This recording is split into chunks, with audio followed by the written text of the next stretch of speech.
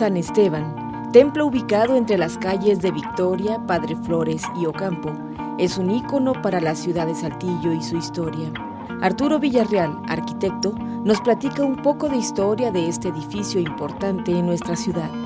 San Esteban se origina por la llegada de los tlaxcaltecas. Aparentemente la villa de Saltillo tenía problemas para sobrevivir debido a los ataques de los indios, estuvo a punto de despoblarse. Eso obliga a que haya una migración tlaxcalteca que se negoció con el virrey, y al llegar aquí en 1591 se funda el pueblo de San Esteban y escogen, después de revisar muy bien el lugar, los diferentes puntos, escogen precisamente quedarse junto pegadito a la villa española para su protección, y a raíz de eso en 1591 surge el pueblo de San Esteban, y es así como se origina, claro, la parroquia de San Esteban, que era la parroquia de los indios. Parece ser que los tlaxcaltecas llegaron aquí desde principios de septiembre, pero no deciden formar el pueblo sino hasta el 13 de septiembre, o sea, se pasan fácil casi 2 semanas explorando la región. Y terminan en el punto donde menos esperaban, que es pegadito al pueblo. Yo hubiera pensado en que se hubieran asentado separado, un tanto independientes.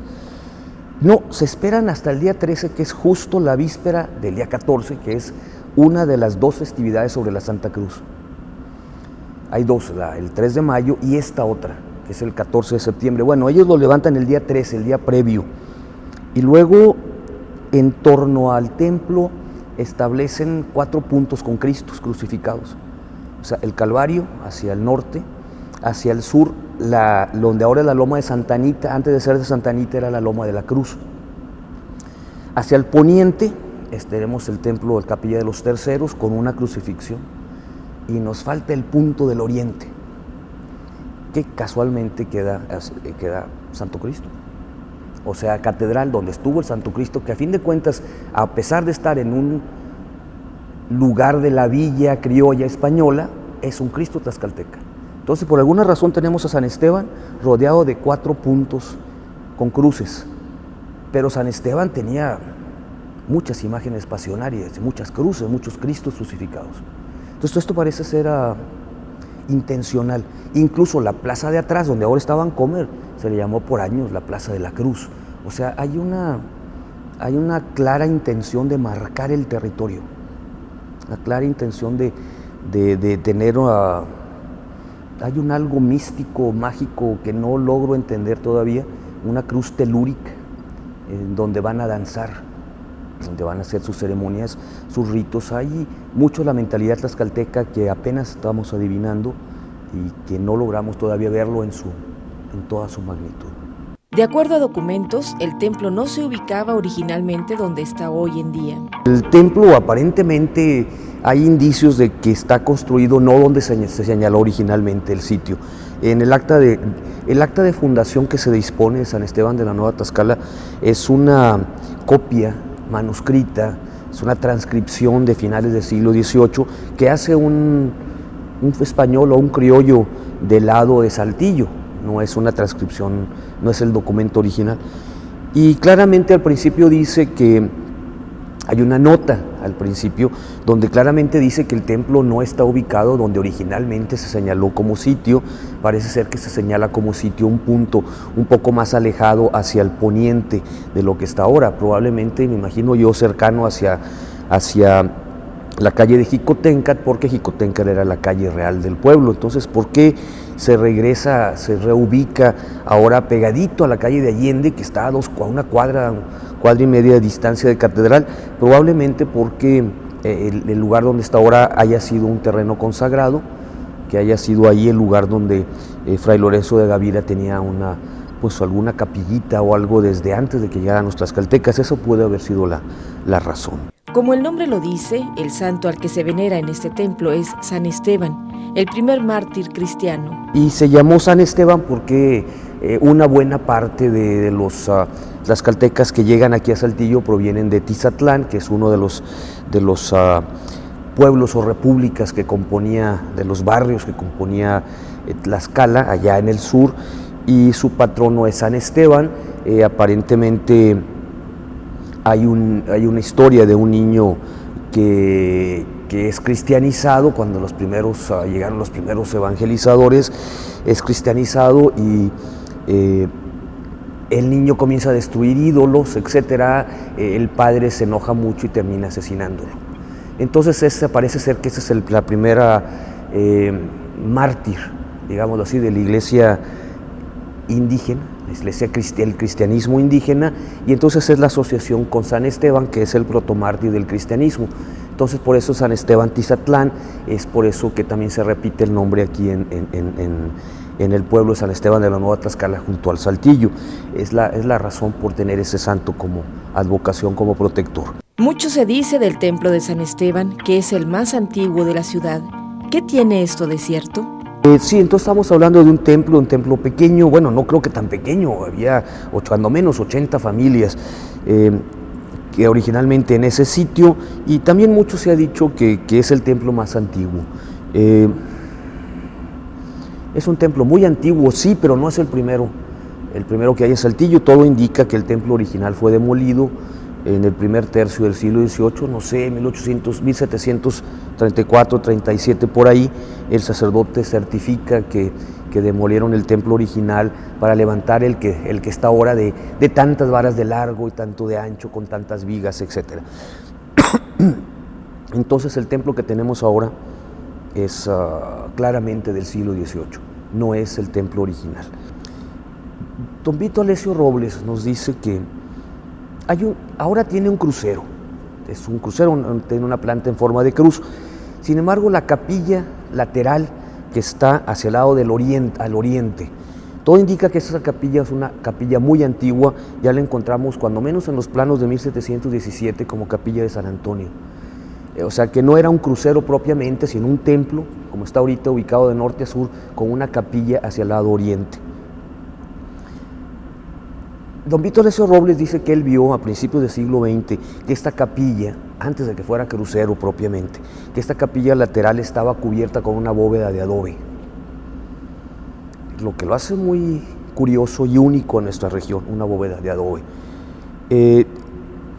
Lo más curioso del asunto es que esta capilla estaría orientada como se orienta catedral, o sea, de oriente a poniente, que es la orientación que debieron tener todos los templos en el siglo XVI, en esa época y aquí en Saltillo.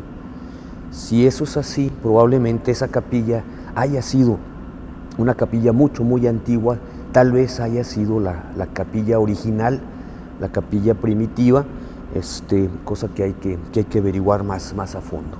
El tiempo no pasa en vano, y los cambios en la estructura del templo han sido consecuencia de este. La verdad es que el templo fue muy maltratado, fue ocupado por fuerzas revolucionarias, fue incendiado, se disparó, se utilizó como... No sé qué le pasó al pobre templo, que ahorita actualmente casi no conserva una sola puerta original, no conserva una sola ventana original. Algunas viguerías sí son originales, hay alguna que saliendo hacia la calle de Victoria que está fechada en 1745, pero no hay retablos. Tal vez podamos contar con los dedos de una sola mano las imágenes originales. Pinturas hay 2, 3, 4, sobre todo en la sacristía en el segundo piso hay una que está dedicada a las benditas ánimas del purgatorio, claramente está dedicado por Fray Juan Landín, creo que debe haber sido hacia 1770 o 75. Pero aparte de eso, no hay pinturas originales. Se menciona que originalmente había ahí 10 retablos dorados barrocos, no queda uno solo. ¿Y qué tipo de diseño arquitectónico utilizaron para la construcción de este histórico edificio? La verdad es que el templo ha sido muy alterado. Lo que observamos son los templos, los muros antiguos son originales del siglo XVIII, con unas ventanitas muy pequeñas, que hay muestras que se logran ver todavía desde la calle de Padre Flores, con sus contrafuertes. La portada principal pues te muestra una simpleza casi una humildad prácticamente franciscana, aunque si lo ves detenidamente es barroca. Esas columnas que suben laterales a los lados del arco, esas columnas que suben hasta encontrarse con una cornisa, esos son detalles barrocos. Sí, en cuanto a la torre, parece ser que la torre se construye un poquito después, es visualmente hablando es lo que observo, y también debe ser del siglo XVIII porque comparte detalles de ese gusto barroco. Si tú la comparas con otros templos torres de la época, pues vas a encontrar similitudes, por ejemplo, con la antigua torre del templo de San Francisco, ya demolido, ahora demolido, lo que fue construido hacia 1790 y tantos. Esto me lleva a pensar de que al ser muy similares, que probablemente la torre sí haya sido construida tardíamente, incluso de repente el remate llega a recordarme incluso un poquito al Santo Cristo. Esto me lleva a pensar que fue tardía la construcción de la torre.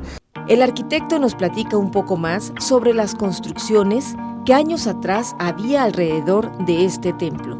Y enfrente, exactamente frente a la puerta principal, que es hacia Ocampo, pues bueno, lo que era el cementerio ya quedó ocupado por los diferentes edificios alrededor.